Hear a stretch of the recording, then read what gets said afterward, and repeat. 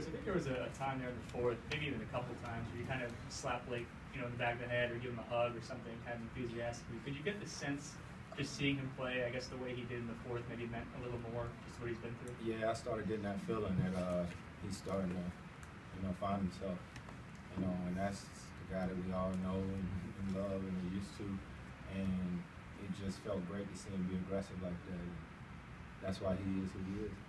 Chris, is there a confidence that this team can take from knowing that you guys did more than just survive without him playing, that you're winning without Jamal, that when you guys finally get whole, will that boost, you think, the confidence of this group as a whole? I think so. It definitely can.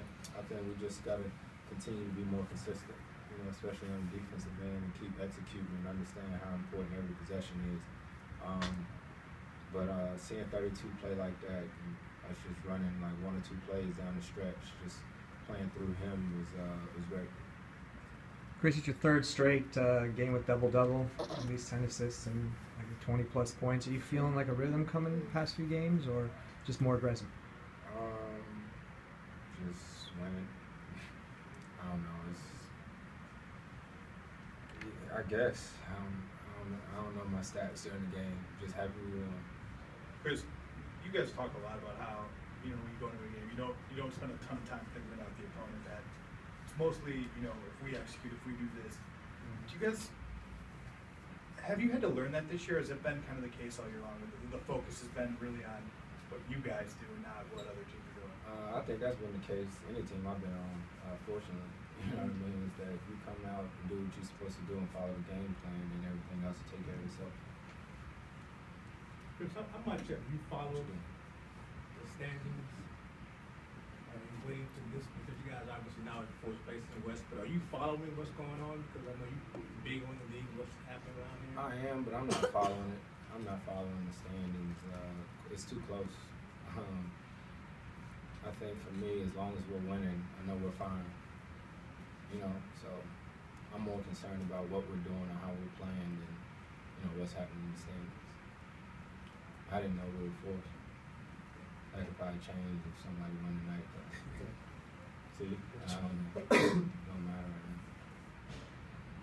Chris, in the first half, they shot really well, especially from 3, but you guys stayed tight. I mean, how do you weather a storm like that, and how big was it to have some second chance points there, especially with DeAndre kind of cleaning up the glass? We got a lot of second chance points.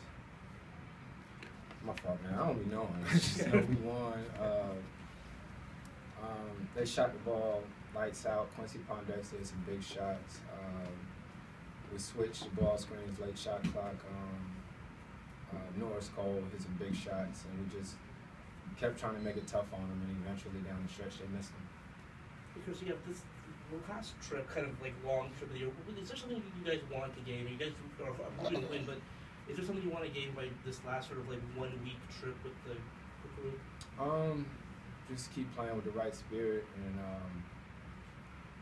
right now is when you sort of start to find those plays that you're gonna run in the playoffs, those go-to plays. Just find all that. But all in all, we just gotta keep playing. I mean, Maul's not back yet, and he's a huge part of our team, so we can't say that we have everything that we need for the playoffs, but we're gonna keep playing.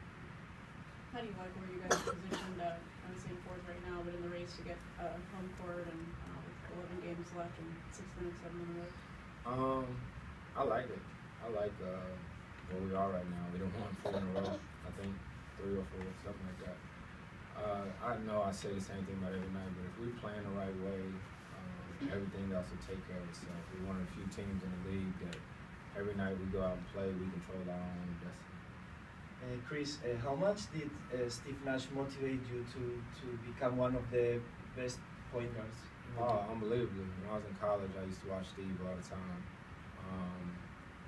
And I mean, I have this picture on my phone of my first time playing against Steve in Baton Rouge. It was after Hurricane Katrina. The night before the game, I couldn't sleep because I just wanted to play against him so bad to measure myself. And it's sad to see him retiring with what he did for the game, what he did for point guards, what he did for the league, and changing into this fast-paced type of game is unquestionable. Do you have any highlight, any moment that you remember over the rest from him?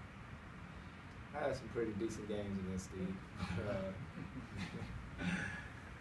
I don't know. You mentioned Baton Rouge. When you play New Orleans, even though it's been 4 years and they kind of went through a rebranding, does it still feel like, you know, a former team, a former home for you? Somewhat, because of some of the people. I was with Monty his first year as a head coach. The equipment got big shot. David Ivanovic is like family to me. Like, he is family to me. We're really close. So yeah. Thanks, guys.